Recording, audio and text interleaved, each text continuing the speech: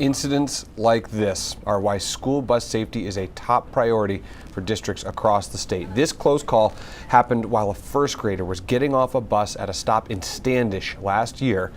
The bus driver told us she saw that car coming and was able to stop the girl before she stepped off the bus. But there have been other incidents here in Maine where kids were hit by passing cars.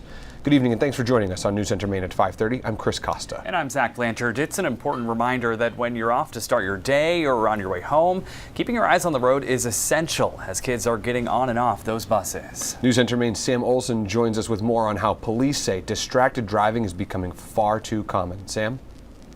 Chris and Zach, just yesterday morning, Penobscot County Sheriff's Office says an SUV rear-ended a bus in Orrington. Deputies say the driver was distracted by a child in their vehicle. Numbers from the Maine Department of Transportation show there were about 115 crashes involving school buses last year. Not all of those crashes resulted in people getting injured, but the director of Maine's Bureau of Highway Safety says the numbers are still shocking.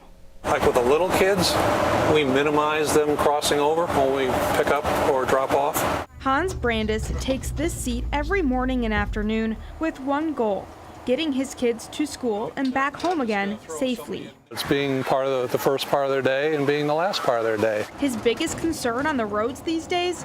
Distracted drivers. Before I step down the throttle, I look both ways because you don't know if somebody's going to come ripping through a red light. As much as he keeps his eyes on the road and on his surroundings, bus drivers can only control so much, and they truly depend on other drivers to stop for their flashing lights. Just a couple of seconds looking down can change a lot. Thomas Barron works as the traffic safety education specialist at AAA.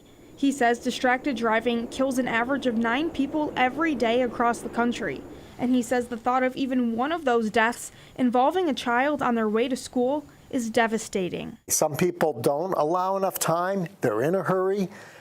That's not an excuse. He says once you see the yellow lights come on, means the bus is getting ready to stop, and so should you. When a bus flashes its red lights and its stop arm comes out, all traffic must stop, including traffic coming from the opposite direction and behind the school bus. If you're doing other things while driving, the chances of you missing some of those small cues or large cues from a big yellow bus with flashing lights, people are still missing that.